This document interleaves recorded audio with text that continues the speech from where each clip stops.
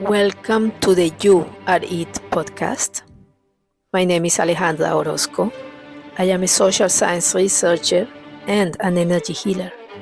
You Are It has been created to support you in expanding your perception of reality. You are loved and absolutely deserving simply because you are, not because of what you have accomplished. Join me and be ready to transform your beliefs and approaches as you enter the flow of becoming one with your highest good and your highest purpose. In today's episode, we journey beyond the state of separation that has defined so much of our human experience. As we have seen, the illusion of separateness begins from our earliest moments. It shapes our perception of reality and ultimately limits our connection to our divine nature. Let's explore how we surrender our sovereignty when we believe we are vulnerable to outside forces and get insights on reclaiming our power as divine beings. This conversation may challenge some deeply held beliefs. It certainly challenges mine from time to time, but I invite you to listen with an open heart, knowing that even when our conscious minds resist, something deeper within us recognizes truth. You are all very welcome.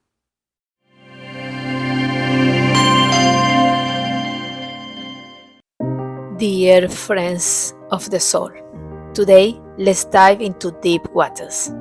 The concepts of separation and oneness might feel overwhelming at times.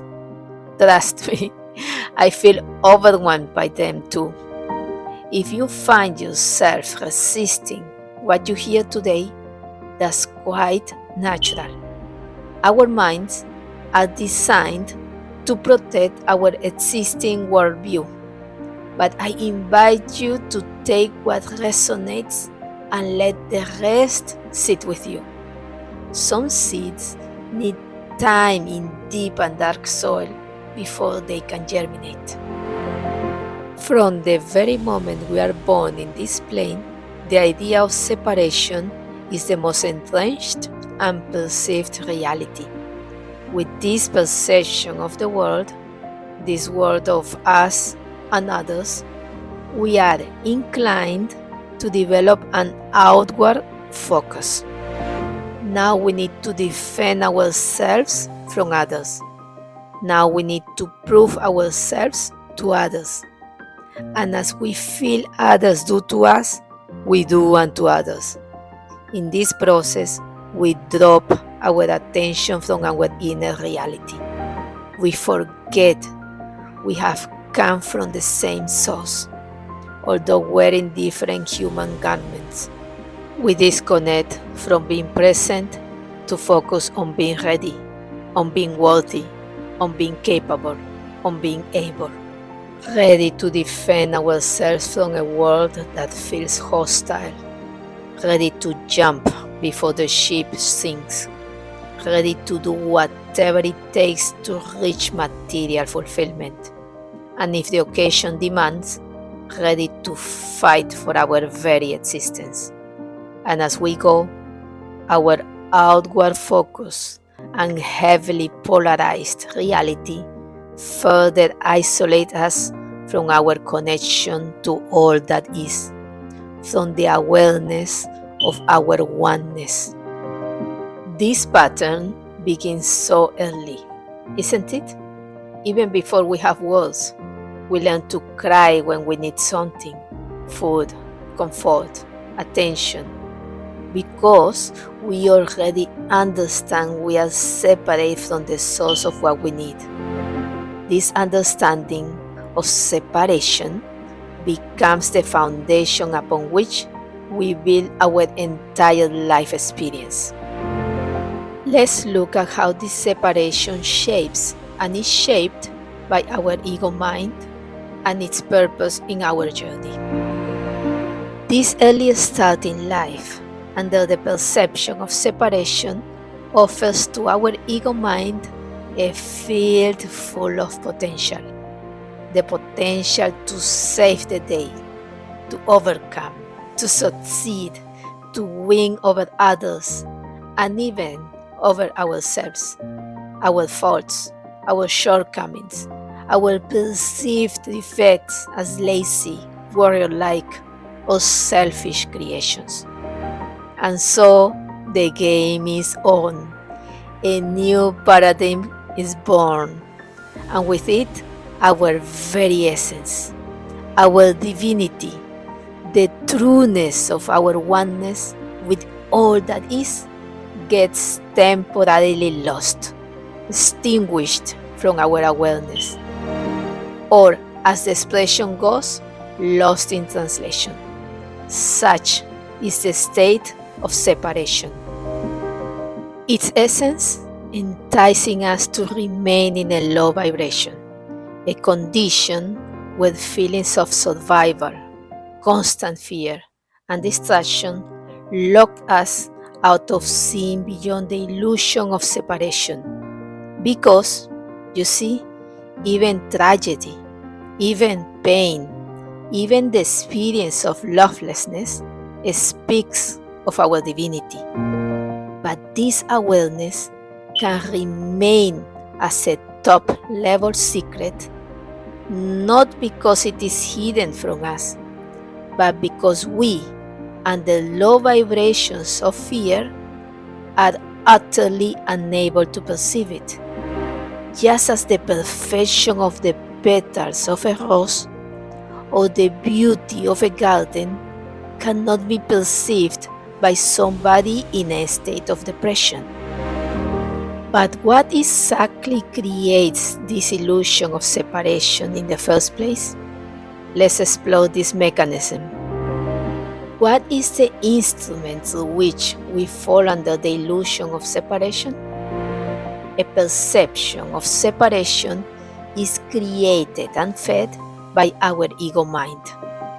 If all you know is the color blue, everything you perceive has a shade of blue.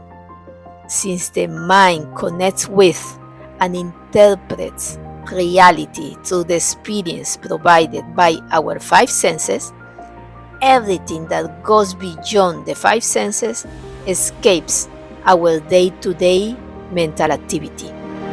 And just like that, the promptings of our intuition, the inner calls to see our divinity, get regularly dismissed by our mind as nonsense or not real.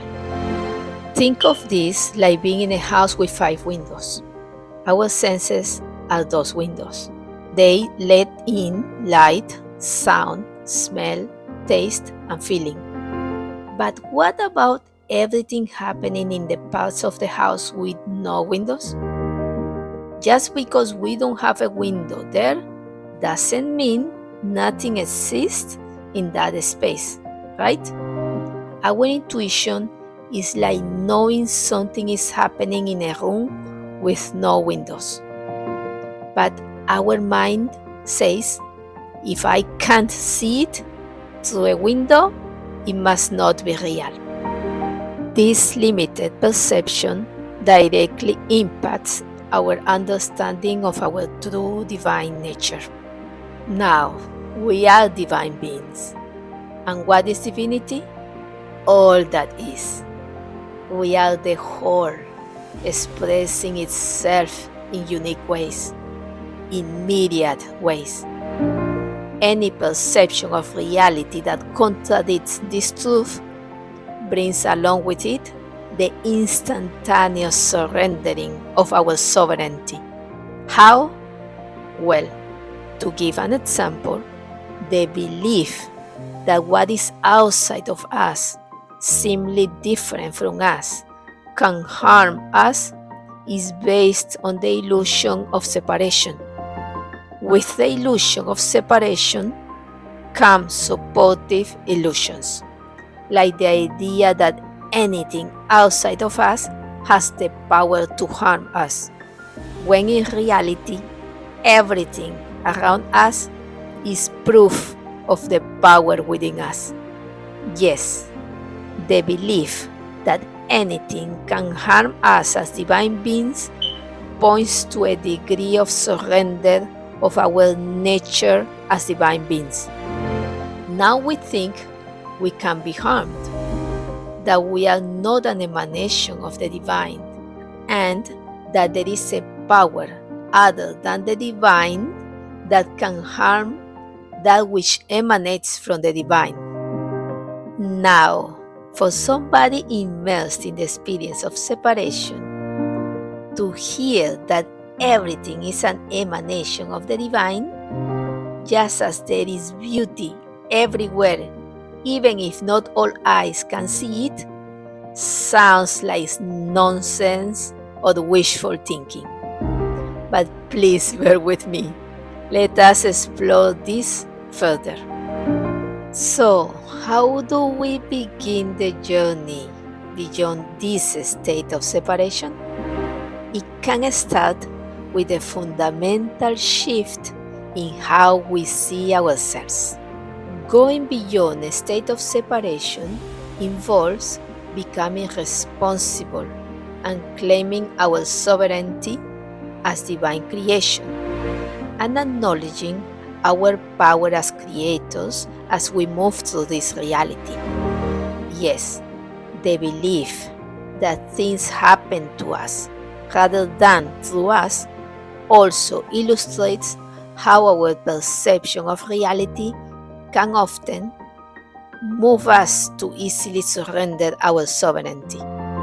And in a reality where you feel powerless and like a victim, you will find that anyone and just about anything can feel oppressive.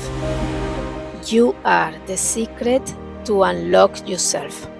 You unlock yourself by transcending everything that suggests to you that you are limited and powerless.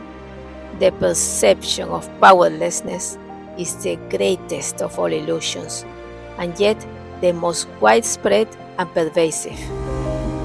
Am I inviting you to be a bit crazy? Yes, I think that's right.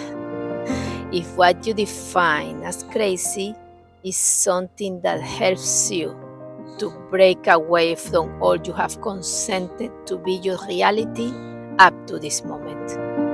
It is like we are all watching the same movie, but some of us have agreed that certain characters are villains and certain situations are dangerous.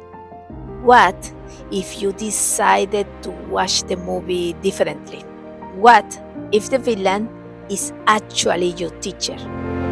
What if the dangerous situation is actually your opportunity? This sounds crazy to someone still watching the original version of the movie, but it is liberation to someone who sees beyond the agreed upon story. When I find myself judging someone harshly in traffic or feeling separate from others in a crowded space, I remind myself that we are all expressions of the same source energy, just wearing different human costumes. This simple shift in perspective changes everything about how I move through my day. As I move to complete the recording of this episode outdoors, I have all of a sudden all these birds close to me singing along.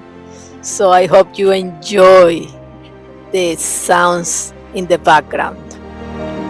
This recognition naturally leads us to the importance of reclaiming our sovereignty. When you reclaim and remember your sovereignty, fear ceases to be something that can be used to control you. I believe that when we truly resonate with our divine nature, this connection cannot be erased like mere knowledge can.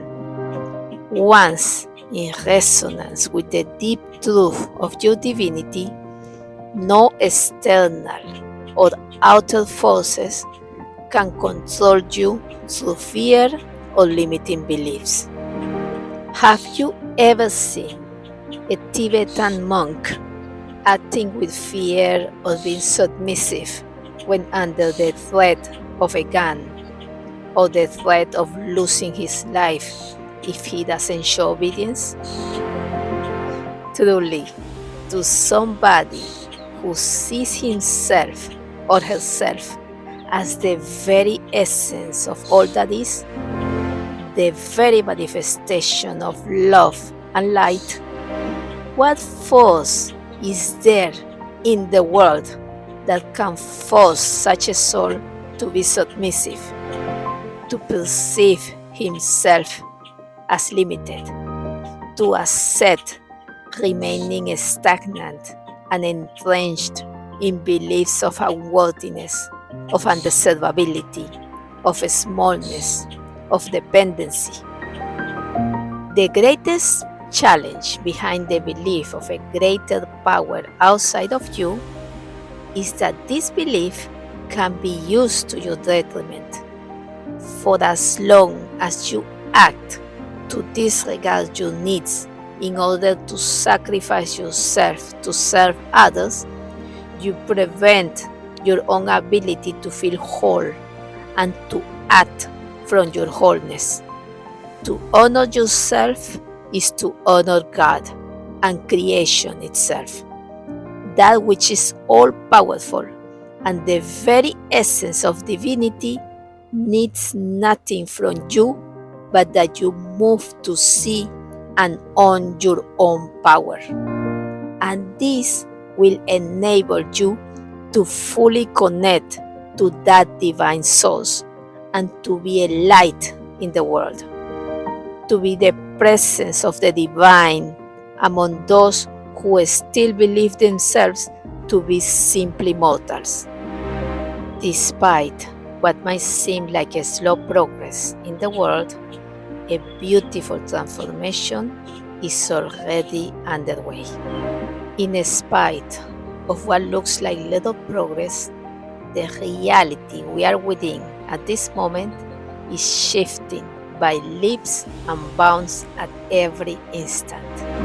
With it comes a new paradigm of limitless possibilities, as you either see how others flourish or become the one flourishing to bring new light to others. Soon enough, perceptions of hardship, rigidity, hopelessness, uncertainty, anxiety, worry, frustration, scarcity, fear, and the like will be transmuted by deeper awareness, flow, trust, alignment, fullness, and love. Yes, we are making the transition to a new state of being. This transition is not just personal but collective. Every time one of us breaks free from the illusion of separation, we create a ripple effect that makes it easier for others to do the same. Like how when one person in a dark room lights a candle, suddenly everyone can see a little better.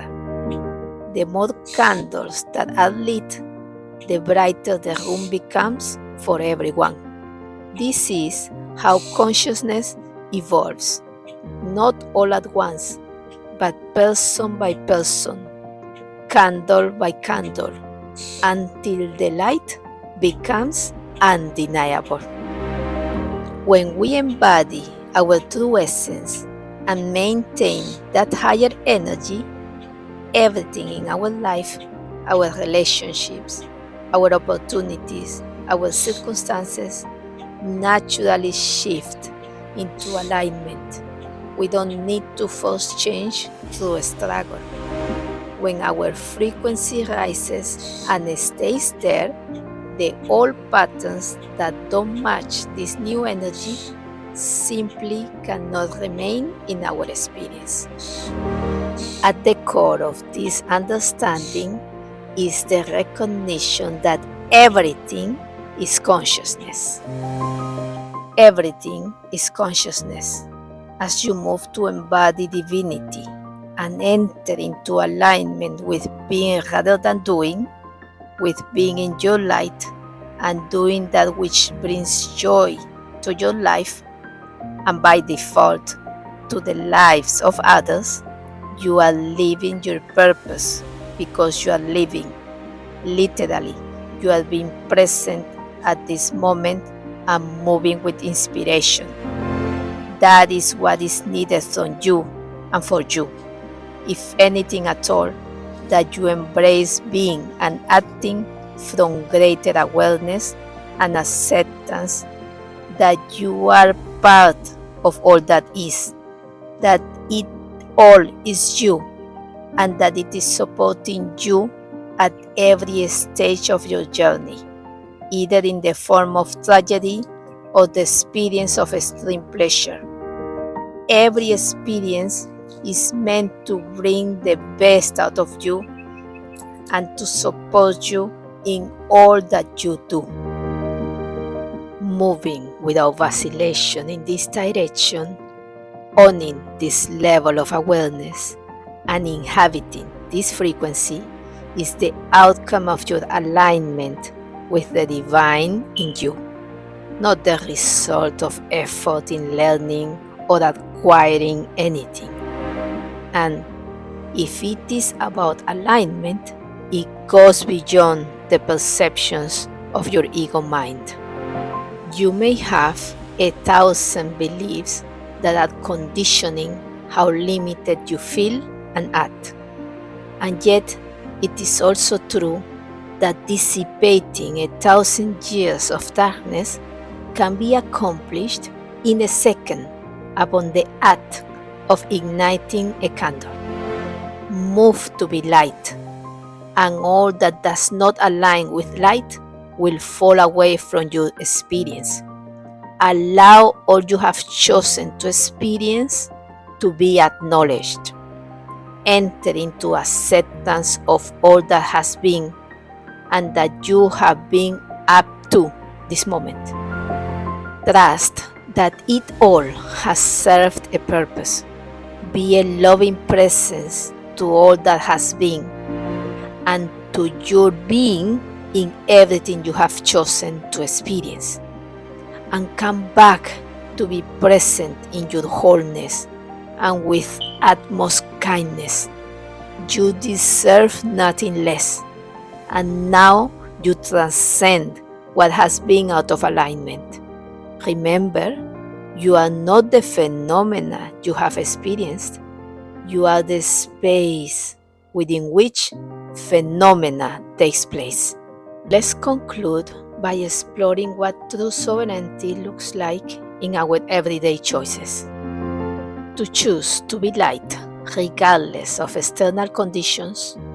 To choose to trust regardless of your mind's promptings to embrace fear and to resent. To choose to be honorable regardless of the perception of scarcity and unequal opportunity. All of those choices are examples of true sovereignty. So far, we have chosen to allow what is outside of us to shape what happens within us. And yet, what happens within us is what shapes what is outside of us. The moment we own this creative power inherent to our divinity is the moment we fully embrace our sovereignty. Can a leaf threaten the condition of the tree from whence it came? And can what is perfect give way to imperfection? No, surely not. Allow this to make you aware that even your mind is an instrument for your evolution, not your oppressor or something to resent. It is something to respect and to guide towards service and never position as a master. As I heard from a powerful reader a few days ago, your mind is good for survival, not for success. And in my words, your mind is great for navigating this reality, but not the best means to achieve enlightenment. It is like our mind is a GPS system, very helpful for finding our way on existing roads, calculating the fastest route, and avoiding traffic. But the GPS cannot take you off-road to unexplored territories. It cannot imagine new destinations or create paths where none existed before. For that kind of exploration, you need something beyond the logical, calculating mind. You need intuition, creativity, and a spiritual connection. The mind navigates known terrain, but it is the heart and the spirit which lead us to new frontiers. Be the awareness, be the love, be the light that you are. Bring that awareness that is you into everything you do, and a higher level of consciousness and a high vibrational reality will be your experience of here and now. After all, we all want to be beyond hardship. Allow the infinite you to take its rightful place as you move into heart-centered awareness. Your path is and has always been flawless, and now you allow that awareness to inform your perception of reality. Allow me to conclude with two announcements. Your You Are It podcast will from now on be posted on a monthly basis on the third Friday of every month.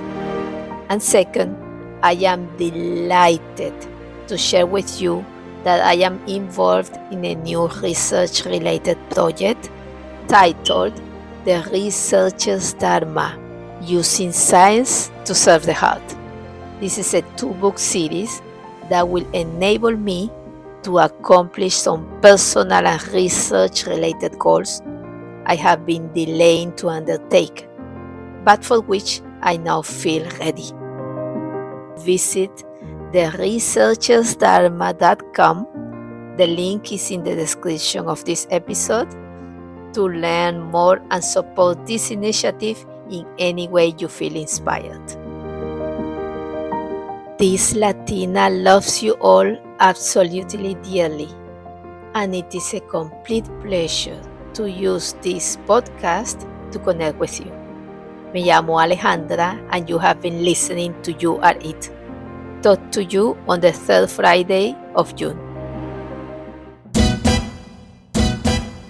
Rumi once said, "You search the world for treasures, but the real treasure is yourself." This is the essence of our message on the You Are It podcast. You are the treasure waiting to be discovered or enjoyed. You are the flame that never consumes itself and the light that shines everywhere. Now you are home. Please know that you are most welcome. Stay tuned as we look forward to sharing something of value on every episode.